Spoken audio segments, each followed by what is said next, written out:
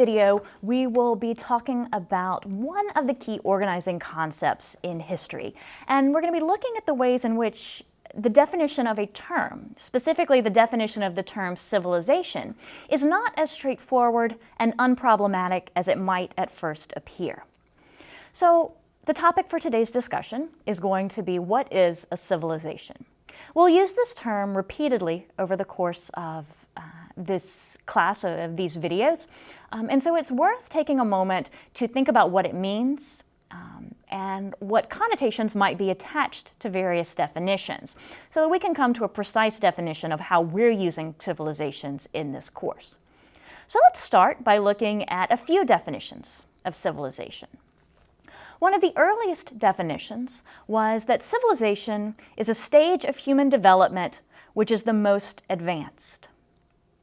Another option is that civilization is the largest cultural unit about which a linear history may be written. And linear history here means just a single story, a single cohesive story. Or maybe civilization is a society with functionally interrelated sets of economic and social institutions. These are all somewhat different definitions of the same term. And definitions of civilization have been hotly debated, hotly contested among historians for the last several years for a couple of reasons. Number one, this concept of civilization it has a value judgment attached to it. If we take a look at that first definition, that civilization is a stage of human development which is the most advanced, there is a progressive model at work in which one society of people is better or more advanced than another group of people. So there's a value judgment, a moral judgment attached to it based on what's called modernization theory. And modernization theory is just this principle that the world is ever evolving into a more modern state, a better state. Civilization is also rooted in a language, in a discourse, if you will, of civilized and uncivilized, or civilized and barbarous. So it's a loaded term, civilization. And it's also hard to pin down because civilizations in world history have developed in relation to each other. So it's hard to identify individual civilizations. How do you separate the history of Islam, for example, and Islamic civilizations from their origins in Christian civilizations or in Western civilizations? So it's a problematic term, a hotly debated, hotly contested term at times. So what I'm going to do is offer you a working definition, something that we can use, that we can come back to as we discuss the evolution of human societies over the course of human history. So our working definition is this. A civilization is groups of people with a shared culture that has attained a degree of complexity on a complexity scale and meets several basic criteria.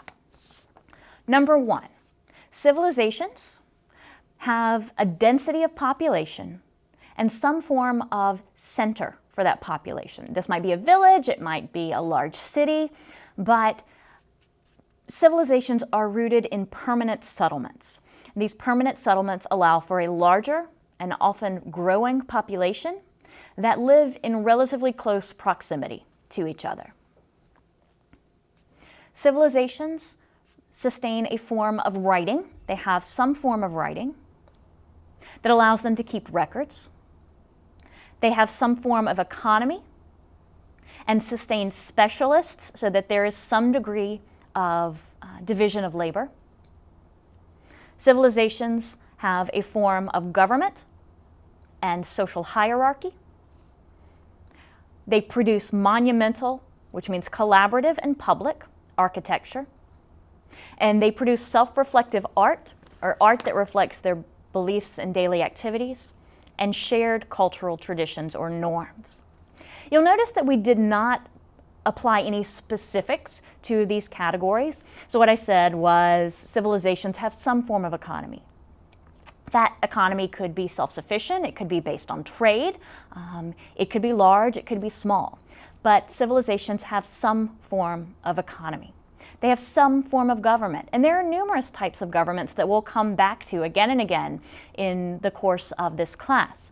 But civilizations have some form of social organization and someone who is in charge, someone or some group of people who's in charge. So as we come up with this list, it's important that you note that there aren't specific criteria. No one type of economy sets a civilization apart from a non-civilization. There's also no value judgment attached to these criteria. Either they meet the criteria or they don't. And one is not better than the other. So typically it's divided into civilization and culture, and there's no value judgment attached to that category. So now that we have a working definition, which may be imperfect, may be incomplete, and is certainly up for debate, but now that we have a working definition of civilization, let's talk about where these characteristics came from, because they're rooted in the agricultural revolution, or what historians call the first agricultural revolution, or Neolithic Revolution. And the Neolithic Revolution was more or less just the discovery that people could grow food where they were rather than having to chase it around, rather than relying entirely on hunting and gathering. And the idea of agriculture, of growing your own food, was a profoundly transformative idea in history. It allowed for people to stay put. When you have to follow your food supply, your group is inherently nomadic. You follow the food where it goes. Whether you're following herds of animals or moving on to more productive regions, you have to be ready to move fairly regularly. So agriculture allows for permanent settlements to develop.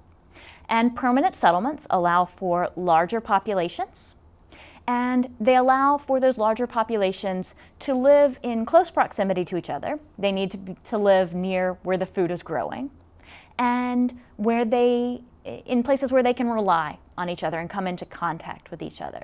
So this gives rise to the first characteristic that we were talking about, which is larger populations and population centers, those villages, those cities, those early places where people came together.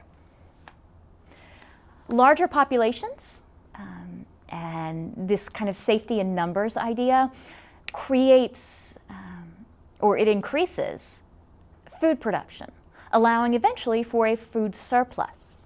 They can provide, or they can grow more food during the growing season to provide safety.